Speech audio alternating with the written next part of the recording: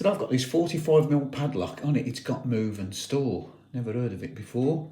Obviously, it's a company, what move and store your belongings. But I don't think much of the lock. All works okay.